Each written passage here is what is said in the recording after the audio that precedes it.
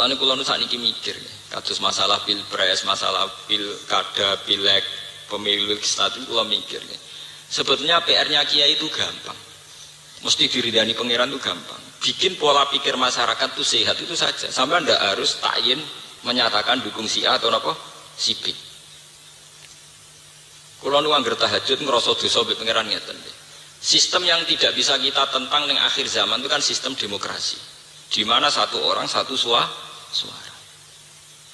Nah kalau sudah satu orang satu suara, maka PR kiai, PR ulama itu hanya satu, menciptakan masyarakat sing cara berpikir Islami itu saja.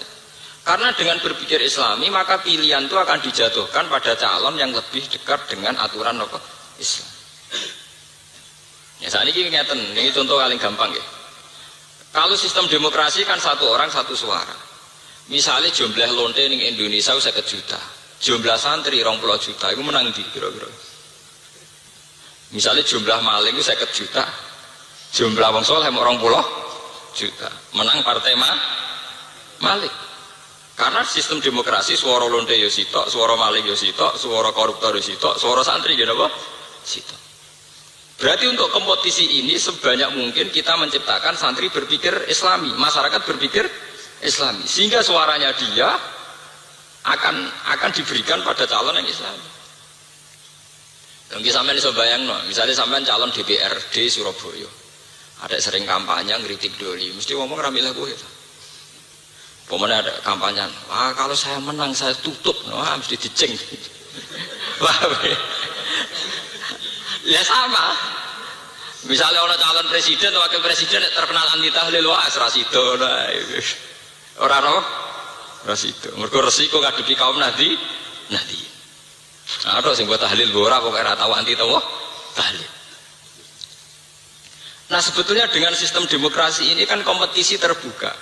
Sejauh mana kita menciptakan masyarakat yang cara berpikir Islami, sehingga suaranya satu ini ya diberikan untuk sesuatu yang Islam. Nah, dalam hukum Islam bukan mungkin toh demokrasi itu benar. Kalau dalam hukum Islam kan orang yang salah itu tidak punya hak pilih. Dalam hukum Islam wong nak fasik, misalnya lonte, WTS, bajingan, maling itu ora duwe hak suara. Mana ada hak suara untuk negara, ngawekno anak dhewe lu rasa. Nggih to, gitu hukum Islam wong fasik, kemana ada ngurusi wong liya, ngurusi awake dhewe mboten apa? Sah. Sehingga dari awal suaranya ini memang dihilangkan. Paham ya? Tapi dalam hukum demokrasi kan sama, kan orang nakal sama orang soleh sama-sama satu apa? Satu suara. Nah dalam hukum Islam yang fasik, ini ku jadi wali mon bukan sah, jadi wali anak dhewe bukan apa? Bukan sah. La ilayata li fasikin. Mulane lewat ngaji niki sampean kudu pinter-pinteran strategi. Mulane dawuh Abdul Qadir Al-Jilani, seseorang itu tidak berhak jadi tokoh agama kecuali punya 3 hal. Termasuk ilmal ulama, wa hikmatal hukama, wa siyasatal muluk. Strategi ngatur kerajaan.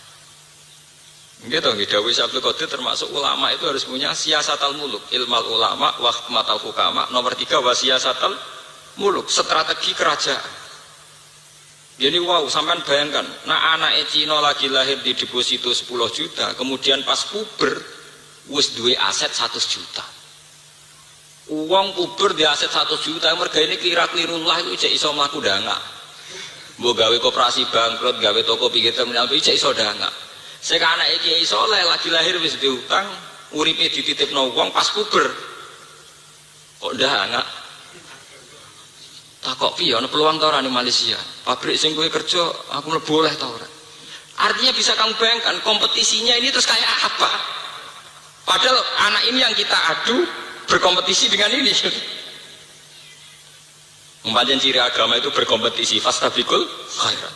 Piye oleh jupuk setar? Ono wis jupuk setar? Sampean sekedar mempertahankan hidup boten saged. Dan itu yang paling ditakutkan Rasulullah. Zurriyatan apa? Dia.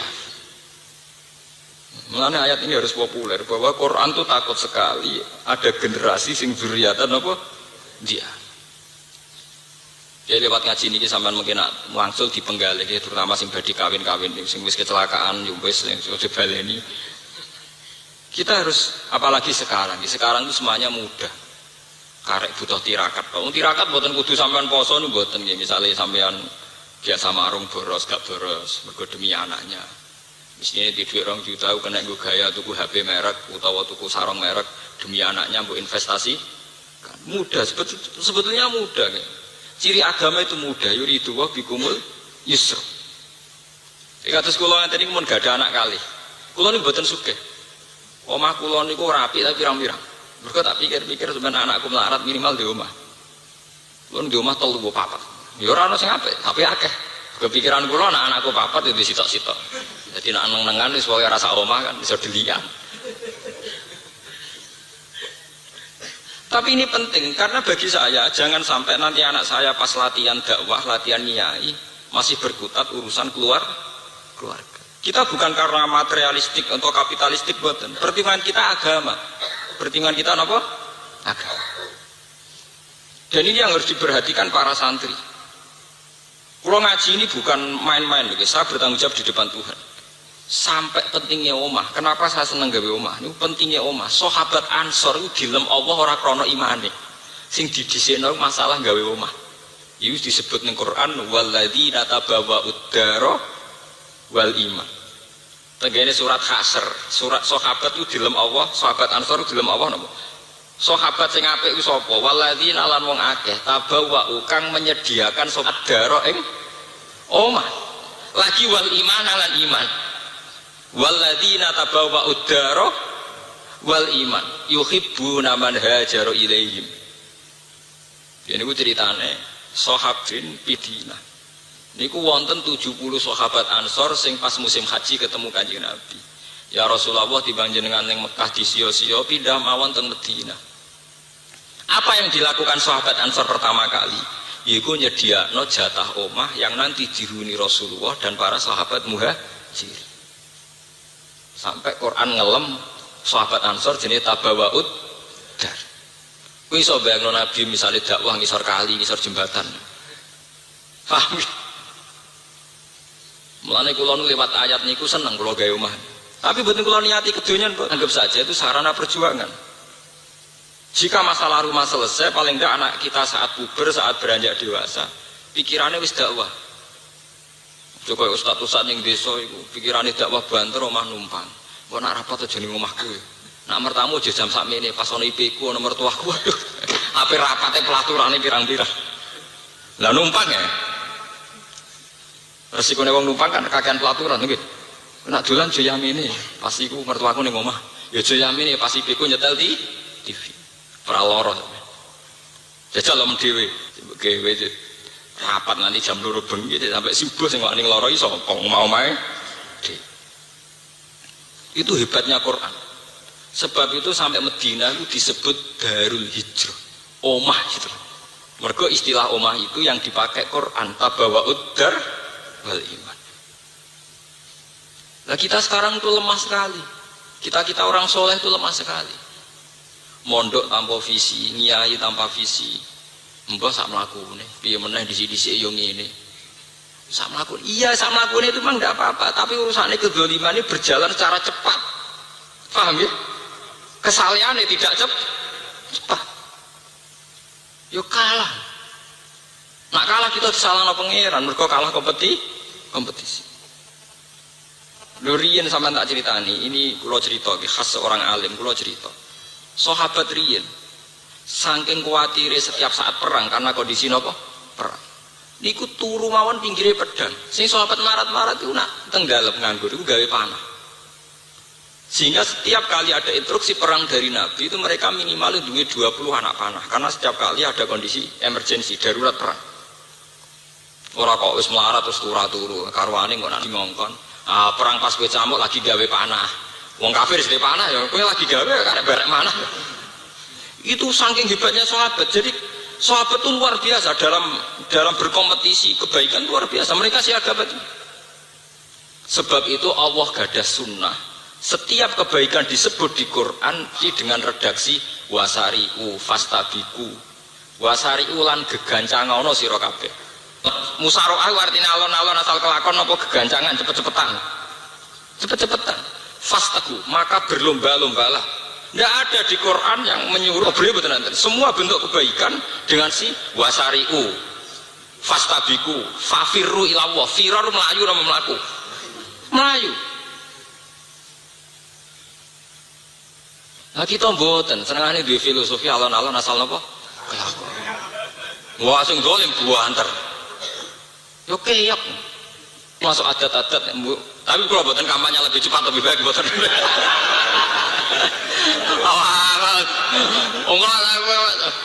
Enggak pas ngaji ngeten istiqomah wae jare MC mugi-mugi mlaku berarti lanjutkan. Wah ya repot lah. Wah bakas pitik jare pro rakyat mergo pitik ekonomi napa? Rakyat. Berarti pun ngaji ini pun lengkap. Lanjutkan lebih cepat lebih baik. Bakas pitik berarti pro napa? Pro rakyat. Wah ya parah tenan. Mboten kula mboten nate guyon nggih, pancen kula serius nggih. Kula nak gadah pendapat karena ini urusan agama niku pun kula pikir tenan dan saya tanggung jawab di depan Tuhan.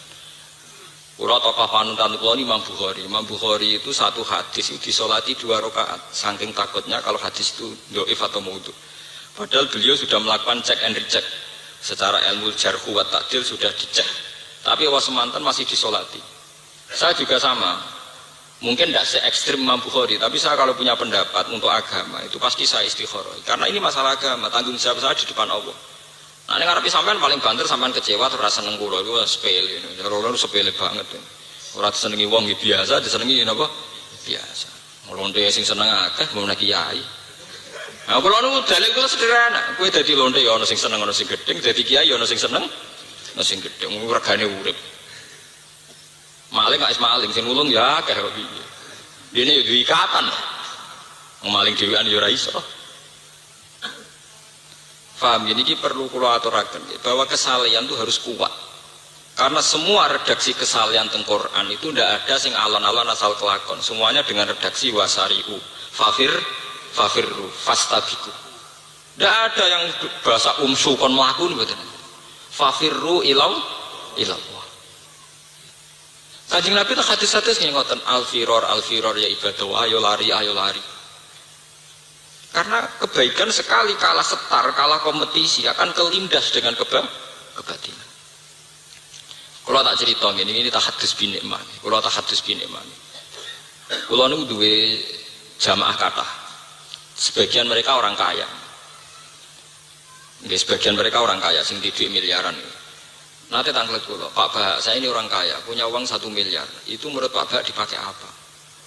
Saya inginnya ya dapat dunia, dapat akhirat. Jawaban saya gampang. Kamu tidak harus ngasihkan uang 1 miliar itu menjadi masjid, tidak harus. Beli tanah di kawasan netral di tengah kota. Sertifikatnya ya untuk anak kamu. Berapa itu jadi amal baik saya Pak Bah? Kan tidak untuk masjid, tidak untuk madrasah. Ya itu nggak apa-apa. Sertifikat kamu untuk anak kamu tidak apa-apa. Tapi niati bahwa dengan kamu miliki minimal tidak menjadi tempat prostitusi, tempat nikah. Ini pentingnya sebuah kompetisi. Misalnya satu tanah di tengah kota Bojonegoro atau di Surabaya atau di Jogja. Misalnya 400 meter persegi, sampai beli 1 miliar. Tanah ini kan menurut hukum demokrasi terserah yang punya kan. Nak sing duwe wong soleh Pak Kaji. Umpama ora ada di masjid, ora ada di madrasah, tetap dalamnya Pak Kaji. Engkau subuh-subuh nabi metu gawa tasbih. Maghrib ono Pak Kaji mlebu omah gawa tasbih. Tapi kalau yang beli orang nakal, tuweka wong rambutan pink go gitar. Metu ya wong setengah gawa minuman ngefly. Nah, padahal dengan suasana Pak Kaji ini itu dengan sendirinya meskipun tidak masjid ya. Dengan sendirinya tangga-tangganya kayak gini klap ning pinggire sungkan. Oh iku Pak Kaji soleh, pegane maca Quran, sungkan gini klap gitu. Berarti radius dari Sumas itu minimal radius 100 meter persegi dari sekelilingnya akan menjadi suasana soleh. Paling tidak terjamah suasana maksiat. Sampean di dunia hasanah karena tetap milik anak anda. Wa fil akhirati hasanah karena tujuan beli adalah mengantisipasi kedzaliman kemaksiatan. Niku seneng. Nggih Pak cocok. Kula kira rugi, maksudnya dik 1 miliar. Kula nggih tetep derekno jenengan, artine eling akhirat. Tapi kiai aja kiai tomak, karena aku ra manfaat wae tomak nak. Mulane dadi kiai yo tirakat bal. Cara kiai ini ra tirakat, lha subangno pondokku tak go bangun pondok dadi. Lha jenenge kiai ra tirakat. Artinya ini gini loh, ben sampean iso mikir. Hal yang sebaliknya bisa terjadi secara ekstrim. Saat wong nakal tuku itu 1 miliar, gedung yang dibangun mungkin niklab atau karaoke atau tempat-tempat nakal yang lain. Paham ya? Mulane kula nyuwun guys, nek mriki wonten jamaah sing sugih niku seneng tuku tanah mboten napa-napa, terutama tanah yang berpotensi dipakai kedzaliman. Misalnya pinggir jalan. Pinggir jalan itu kan taman tuan toh, ke depan nanti di era modern pinggir jalan taman apa? Tuan. Jadi suasana di situ terserah yang punya. Nah sing duwe Pak Kaji mlebu metu Pak Kaji go tasbih. Nah sing duwe wong nakal mlebu metu rambutnya pilokan go gitar. Dan itu kalau kita ada kalah kompetisi ya pasti begitu. Iku wingi pas umroh bareng kula cerita, Pak saya kemarin beli tanah itu sekarang barokah sekali. Dia beli 250 juta, sekarang ditawar 600 juta. Terus saya tanya, tapi tidak saya jual Bapak. Kalau yang jual kudu solehnya lebih tinggi ketimbang saya. Karena kalau yang beli itu tidak soleh nanti jadi ya potensi maksiat lagi. Kula nak masalah ngoten eling dawuhe guru kula. Kiai Maimun Mbah Mat ya. Kiai Maimun guru kula, Mbah Mat abahe Kiai Maimun. Kula cek eling. Niki cerita ijtihadnya Kiai. Di perbatasan Jawa Tengah, Jawa Timur itu ada warung Pantura, itu miliknya Gus Said. Gus Said itu murtranya Bakhil. Tanah itu dulu mau dibeli Cina 2 miliar atau 3 miliar. Zaman itu uang 3 miliar itu banyak sekali. Terus banyak kaji-kaji yang ingin beli tanah di kawasan situ. Itu dawuhe Mbah Mun, dawuhe guru-guru kula. Kowe atok ra kaji timbang tanah iku mbok dol Cina. Karena apa? Efeknya luar biasa. Kalau tanah itu jek milik wong Islam minimal enggak menjadi tempat maksiat itu minimalnya. Maksimalnya syukur-syukur menjadi suasana taat nggih. Kalaupun tidak menjadi suasana taat minimal tidak menjadi suasana apa? Maksiat. Dan sampean bayangkan perbatasan Jawa Tengah Jawa Timur pinggire wis serbung. Serbung ya rontok lokalisasi setengah ngoten. Lah berhubung saiki digawe warunge basake ana santri nggo Alfia, ana ketunan mireng nggo Alfia, kesak-kesek. Soale walhasil pas tak bingung lah karongan ketunan. Lah anak itu sing tuku wong nakal. Sing bengi ya bertebaran nggih wong nakal. Berhubung warunge santri, lah malah kiai-kiai komentar kiai kok kedonyan. Lah yo repot sapa wong drengki ora ora ijtihad yo. Oh, ora ana kiai sugih jare kiai napa? Betul ya, mbok ijtihad sih dol pikir. Utake mesem, mulai gampang suudzon lho, cek seneng ya suudzon yo napa? Barang kiai sugih jare kiai napa? Lho kula termasuk yang dukung. Saat itu saya ikut berproses. Ini kan ya itu tadi hitung-hitungan istihad, sekali salah langkah itu fatal. Coba sekarang sampai pikir, Surabaya itu kota besar. Kalau yang di dekat-dekat Masjid Akbar, dekat Sunan Ampel, dekat Masjid Kemayoran akan menjadi suasana Islami.